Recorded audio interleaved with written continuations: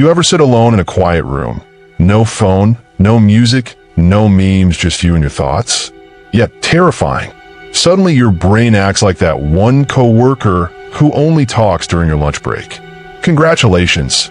You've entered the haunted house called solitude. But here's the thing. Stoic philosophers didn't run from that silence. They ran to it because they knew that the noise outside is nothing compared to the chaos we avoid inside. Before we dive into why being alone makes you want to check your fridge for the 8th time this hour, don't forget to like this video and subscribe to support our Stoic journey. It helps more than you know, and stay with me till the end because this isn't just philosophy, it's personal growth in disguise. Number 1, why solitude feels so uncomfortable. Solitude feels scary because it strips away distraction. In modern life, we're trained to react constantly. Notifications, messages, scrolling. But when that noise vanishes, we meet someone we've been avoiding for a long time. Ourselves. And honestly, it's awkward. We don't know what to say to that person anymore. From a Stoic lens, this discomfort is a gift. Marcus Aurelius wrote in Meditations that we must retreat not to the mountains, but to our own minds. Yet for many, being alone doesn't feel like peace, it feels like punishment. That's because we haven't trained ourselves to be with ourselves. It's a mental muscle, and most of us skipped leg day. There's also the fear of judgment. Alone, we're no longer performing. No one's watching. No one's liking your I'm at the beach, but also deep and mysterious selfie. This could trigger a loss of identity. We confuse attention with validation, and without it, we feel invisible. But the Stoics didn't care to be seen. They care to see clearly. Solitude exposes us. It takes away the filters, literally and metaphorically. That's scary, but also powerful. Like taking off your armor and realizing you're not as fragile as you thought. Solitude isn't the enemy, it's the mirror. And while mirrors can be rude, especially in the morning, they never lie. Number 2, the modern fear of being alone. We live in a world where even waiting in line feels unbearable without a screen. We've been conditioned to associate stillness with boredom. But the real problem isn't being bored, it's being unfamiliar with stillness. We don't know how to be, only how to do. Our calendars are full, our minds are racing, and our silence is filled with noise. The Stoics warned us about this centuries ago. Seneca wrote that life is long if you know how to use it. But we often use our time running from ourselves, scrolling, swiping, binge-watching anything that numbs the noise inside. And here's the funny part. We think we're escaping discomfort, but we're just deferring it. Like hiding a mess under the bed. You still got to deal with it later. Solitude forces us to look under the metaphorical bed. And yeah, it's dusty under there, but guess what? That's where your clarity lives. The truth is, we're not afraid of being alone. We're afraid of the thoughts that visit us when we are. But those thoughts, they're not enemies. They're invitations to understand, to heal, to grow. Solitude is not a timeout from life. It's the very place where life starts to make sense. Number 3, how the Stoics embrace solitude.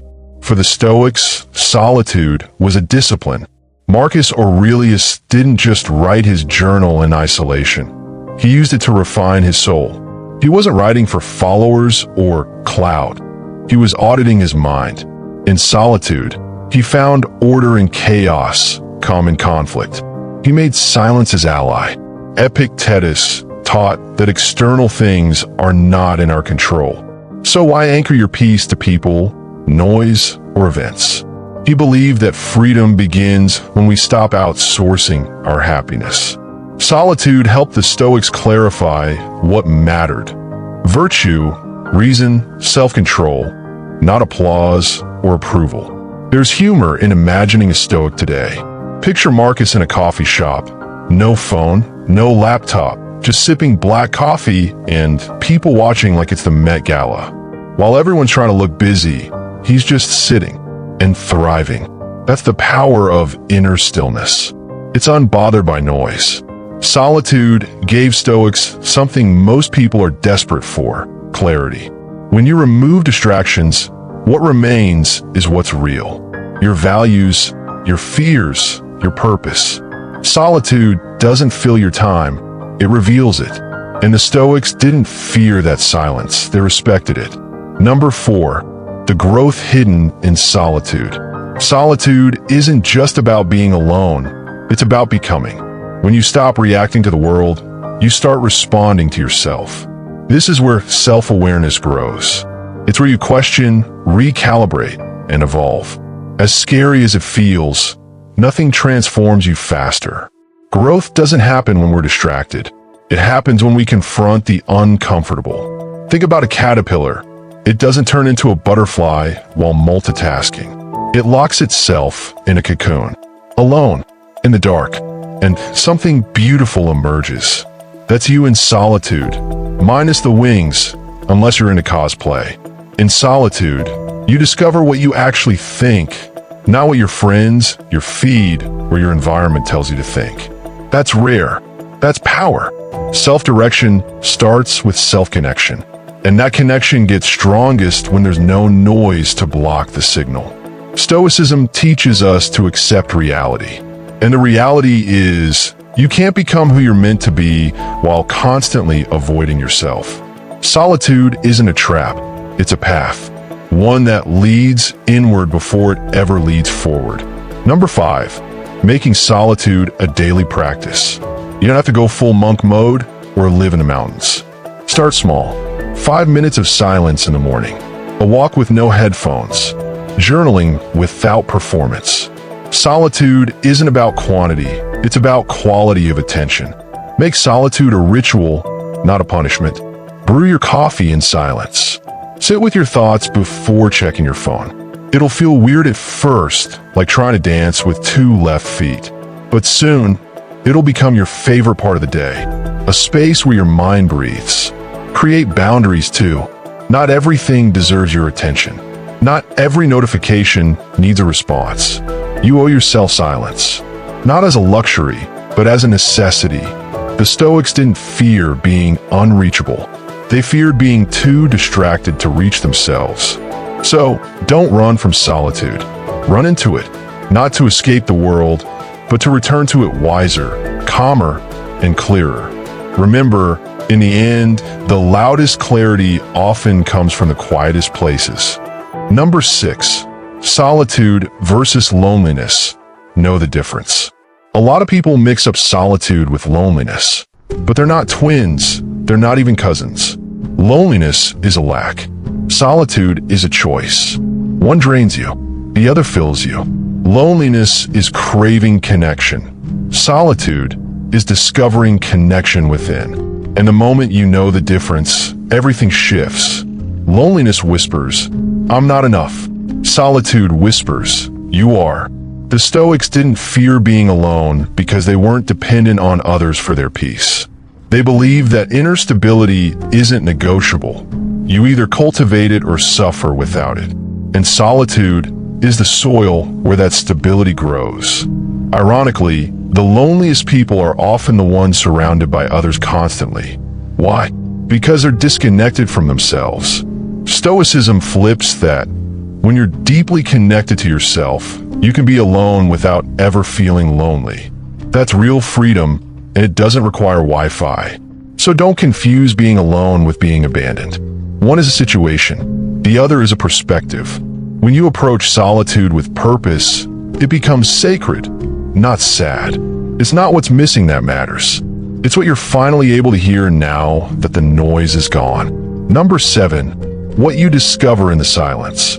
Most people avoid solitude because silence feels awkward. But here's the twist. Silence is where the real conversation begins. Without it, you're just echoing other people's thoughts. With it, you start to hear your own. That's where insight lives, in the stillness, not the scroll. The Stoics spent time in silence not because they were antisocial, but because they were pro-truth.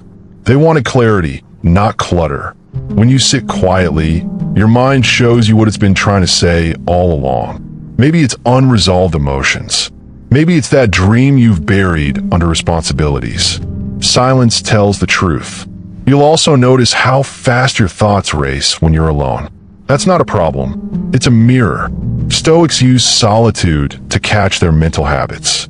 Negative self-talk, judgmental patterns, hidden fears, all rise to the surface in silence. And that's good. You can't clean a room you don't know is messy. Eventually, the silence stops being loud. It starts being rich.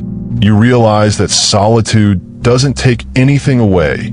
It gives you back your mind, your attention, your life. It's not empty space. It's sacred space. The kind where real growth finally breathes. Number 8. The relationship between solitude and creativity. There's a reason your best ideas don't show up during meetings or while replying to DMs. They arrive in the shower, during a walk, or when you're lying in bed staring at the ceiling, aka solitude zones. That's not coincidence. It's neuroscience meeting Stoic wisdom. The Stoics didn't use solitude just for reflection. They used it for innovation. Marcus Aurelius crafted some of the most profound Stoic ideas while isolated from his peers. Solitude unlocks creativity because it gives the brain space to wander without instruction. And wandering minds make meaning.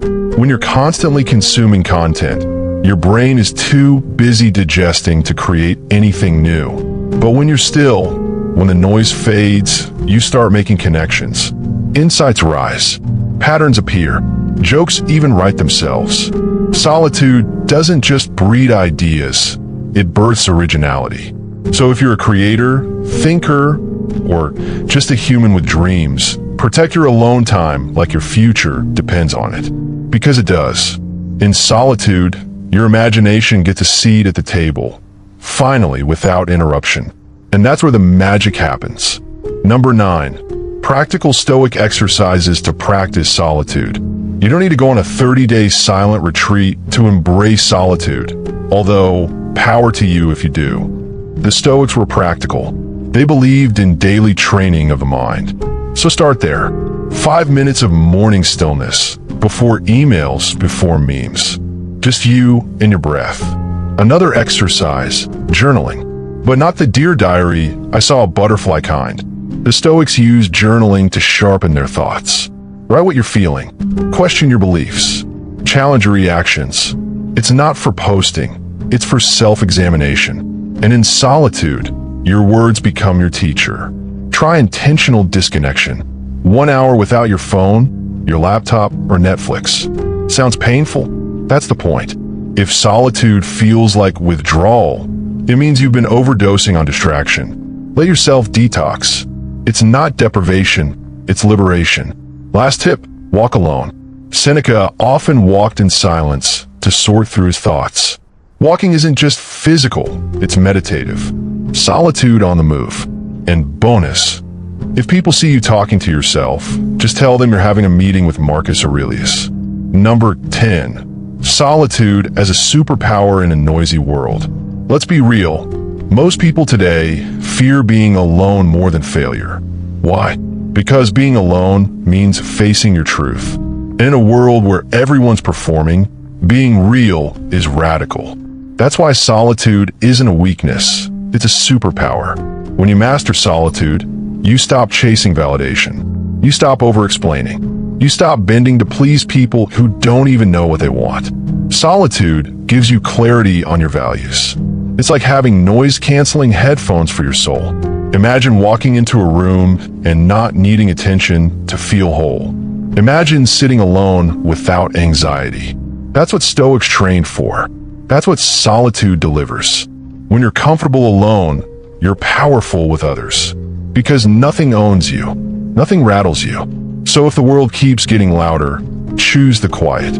Let others scream for attention. You'll be building depth. In solitude, you don't shrink. You return to yourself. And from that place, you lead, you love, you live with strength that doesn't need an audience.